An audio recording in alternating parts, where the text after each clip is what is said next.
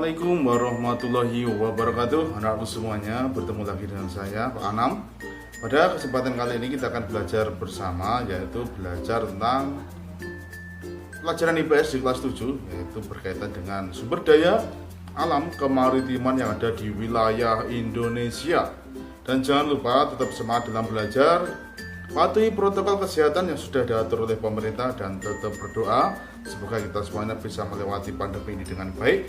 Dan jangan lupa sholat jamaah untuk laki-laki tetap dipertahankan, dan untuk yang lainnya, untuk yang perempuan juga kalau bisa tetap tepat waktu sholatnya ya.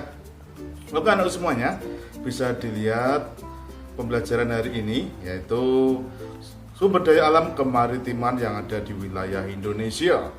Untuk kamu ketahui, tahukah kalian apa yang dimaksud dengan sumber daya alam? Sumber daya alam merupakan kekayaan alam yang terdapat di dalam bumi dan dapat dimanfaatkan untuk memenuhi kebutuhan manusia.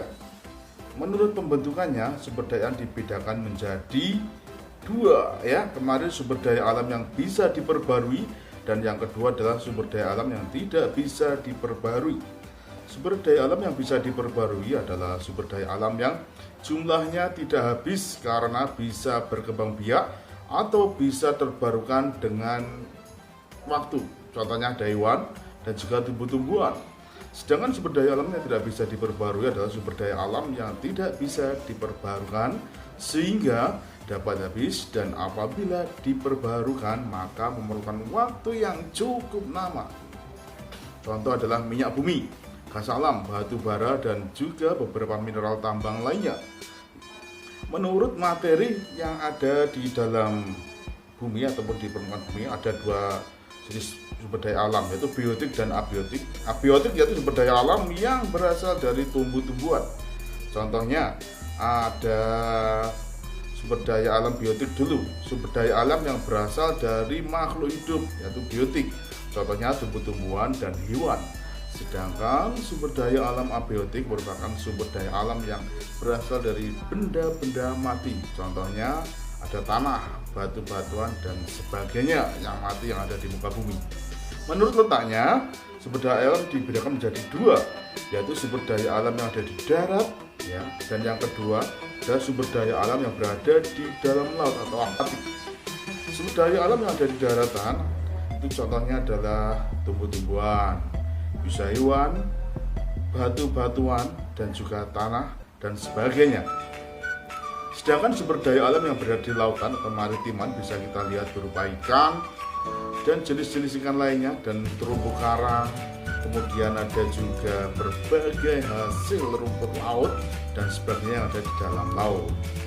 Baik anakku semuanya, kita akan melanjutkan tentang potensi sumber daya alam wilayah Indonesia. Yang pertama adalah hutan. Pernahkah kalian mengunjungi hutan wisata? Hutan merupakan sebuah kawasan yang ditumbuhi dengan lebat oleh pepohonan dan tumbuh-tumbuhan lainnya. Nah, dan carilah tentang informasi hutan. Kalian bisa mencari jenis hutan yang ada di Indonesia. Ini adalah perbandingan luas hutan di Indonesia dengan di dunia. Kita berada pada peringkat ke-9 ya. Kita berada pada peringkat ke-9. Yang pertama adalah Rusia, yang kedua adalah Brasil, yang ketiga adalah Kanada, yang keempat adalah Amerika Serikat, dan yang kelima adalah Cina. Yang keenam adalah Republik Demokrasi Kongo. Yang ketujuh adalah Australia, dan yang kedelapan adalah Argentina. Kesembilan barulah Indonesia. Baru yang ke-10 adalah India. Demikian tadi 10 negara dengan luas hutan terluas, 10 besar negara terluas hutannya di dunia. Kita berada di nomor 9. Kita lanjutkan potensi sumber daya hutan. Itu antara lain ada memiliki kekayaan flora dan fauna yang cukup memadai dan keanekaragaman hayati. Itu yang ada di hutan. Yang kedua, memiliki hasil hutan yang berupa kayu, buah-buahan, dan juga bisa digunakan untuk obat-obatan. Persebaran jenis kayu yang ada di Indonesia sebagai salah satu hasil hutan antara lain adalah ada rotan, dihasilkan di wilayah Sumatera Utara dan Sumatera Barat, sedangkan kayu rasmala dan akasia dihasilkan di wilayah Jawa Barat, Ada kayu jati di Jawa Tengah dan Jawa Timur sebelah barat, dan kayu cendana di Nusa Tenggara, dan juga di Pulau Kalimantan menghasilkan rotan. Ada meranti dan jenis-jenis lainnya. Di Sulawesi ada contoh kayu meranti, kruing, begitu juga dengan yang ada di Papua menghasilkan kayu meranti dan kruing dan lain-lainnya. Maka dari itu hasil hutan di Indonesia adalah luar biasa. Tentunya kalian akan berpikir jenisnya apa itu saja. Tentunya akan banyak sekali jenis-jenis tanaman hutan yang ada di wilayah Indonesia. Hutan memiliki banyak fungsi, salah satunya menyimpan air hujan dan juga mengeluarkannya ke sungai-sungai. Yang kedua sebagai tempat hidup flora dan fauna yang menjadi sumber makanan dan obat-obatan. Yang ketiga mencegah terjadinya erosi. Yang keempat, menghasilkan oksigen dan menyerap karbon dioksida sehingga suhu bumi bisa terkendali. Yang kelima, sebagai sumber kehidupan di masyarakat di sekitar wilayah hutan dari produk-produk yang dihasilkan oleh hutan tersebut, karena setiap hutan memiliki berbeda. Yang kedua, sumber daya alam tambang, yaitu sumber daya alam tambang ini adalah contohnya adalah tambang minyak bumi dan gas alam. Hampir di setiap penjuru bumi yang pengeboran minyak bumi pasti menghasilkan minyak bumi dan juga gas alam juga. Hasil pengeboran gas bumi ditampung lalu dicairkan menjadi berbagai jenis minyak bumi yang dihasilkan. Coba dilihat dalam gambar ini, minyak bumi itu terletak di antara dua batuan yang kedap air. Untuk mendapatkan minyak bumi diperlukan usaha untuk mengeksploitasinya, mengebornya, mengambilnya dari dalam bumi. Nah, ini adalah peta persebaran minyak bumi dan gas alam yang ada di Indonesia. Yaitu pertama ada Aceh, Riau, Sumatera Selatan, Jawa Barat, Jawa Tengah, Jawa Timur, dan juga dari Kalimantan Selatan. Ada Kalimantan Timur juga, Maluku, dan Papua. Itulah daerah-daerah penghasil sumber daya alam minyak bumi yang ada di Indonesia. Secara detail ini ada tabel ini dengan detail wilayahnya bisa dilihat ya. Itu contohnya di Sumatera, di mana ada di Lok Sumawe, ada di Dumai, ada Sungai Lasu, Sungai Gerong. Di Jawa, di situ ada Jatibarang, ada di Majalengka, dan kemudian bisa kamu lihat di Wonokromo, delta Sungai Brantas, ya, Cepu dan Cilacap. Kita ini berada di wilayah Wonokromo ya, tapi tidak tahu di sebelah mana ada minyak buminya. Masih banyak lagi, ada Pulau Bunyusul kayak Mahakam, ada di Tanjung, ya di situ adalah kita lihat di Maluku, ada di Pulau Serang, dan di bagian tenggara wilayah Maluku. Papua berada di Ramono, Sorong, dan wilayah lainnya. Oke anak semuanya. Yang kedua adalah batu bara. Batu bara merupakan bahan fosil yang terbentuk dari tumbuh-tumbuhan yang mati kemudian tertimbun dalam jutaan tahun lamanya di dalam bumi. Di Indonesia merupakan negara penghasil batu bara terbesar ke-6 di dunia dengan cadangan 0,5% dari cadangan di dunia, dan jumlah produksinya berjumlah 246 juta ton. Indonesia menjadi pengekspor batu terbesar di dunia dengan tujuan ekspor yaitu ada Hong Kong, Taiwan, Cina, Korea Selatan, Jepang, India, Eropa, dan wilayah Eropa lainnya. Contoh ya, Indonesia mengirim tenaga energi, nah akhirnya Indonesia mengimpor lagi hasil mereka ya. Seandainya itu bisa diolah di Indonesia akan menjadi luar biasa.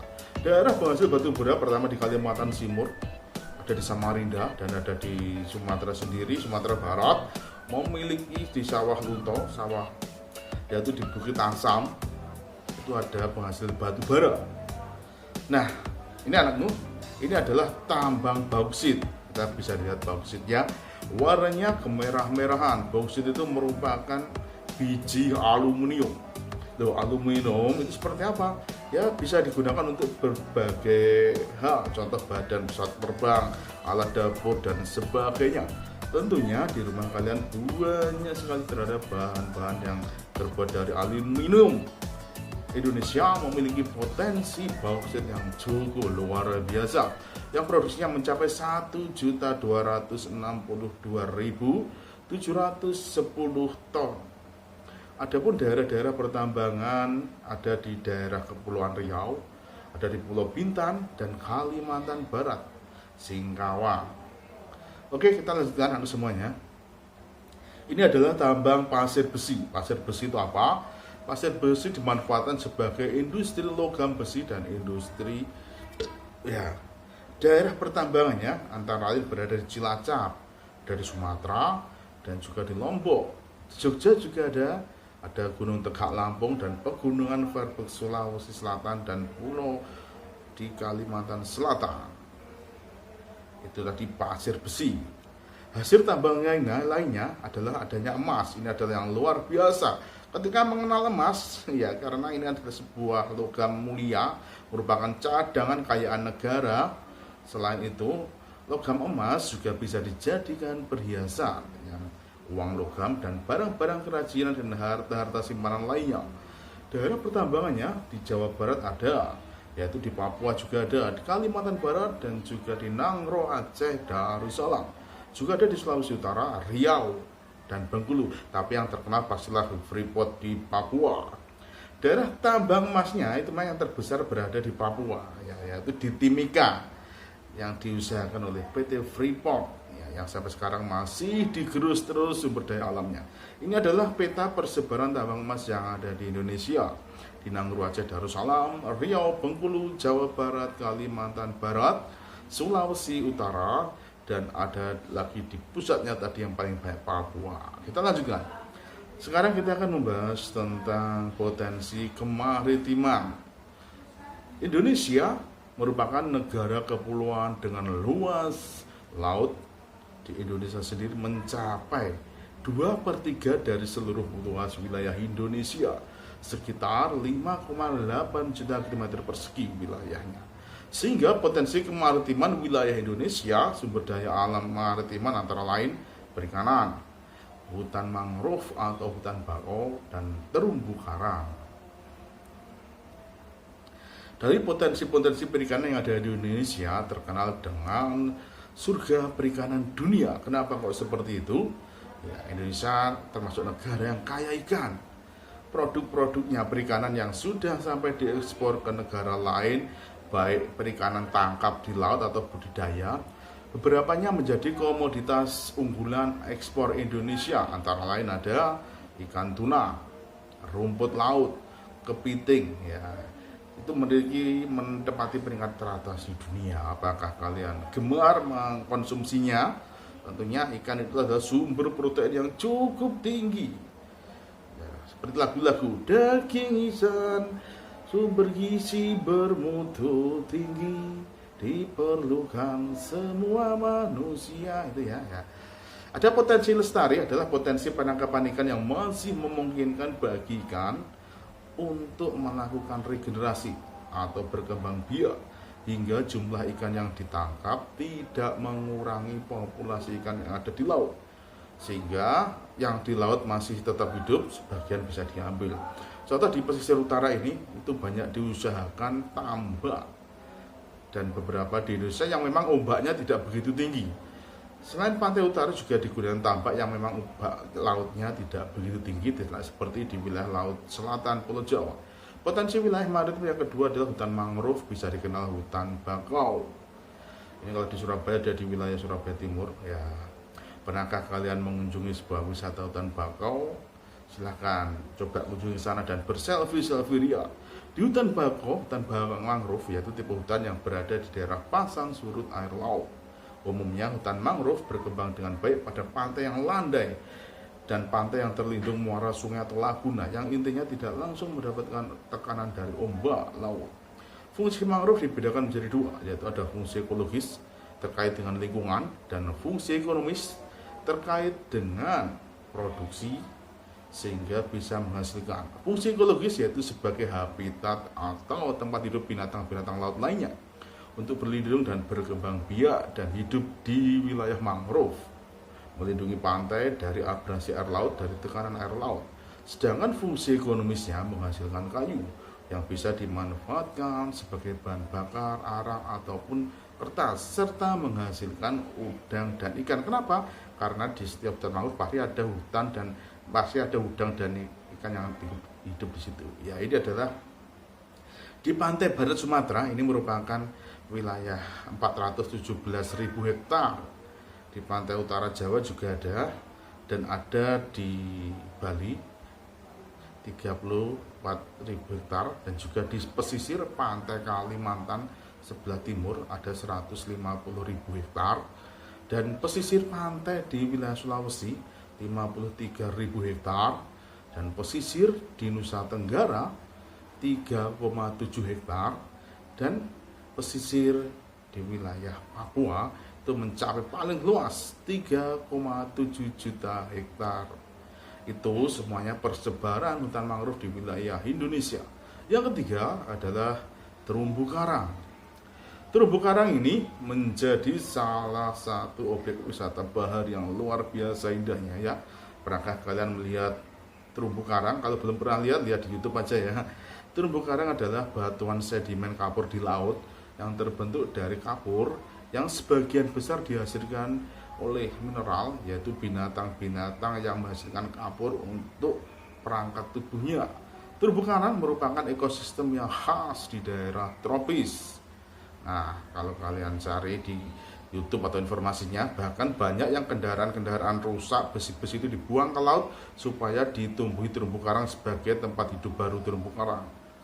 Oke anakku semuanya, jangan lupa tetap semangat. Ada fungsi terumbu karang, ada fungsi ekologis dan fungsi ekonomis. Fungsi ekologis sebagai penyedia tempat bagi biota perairan, tempat berkembang biaknya biota perairan.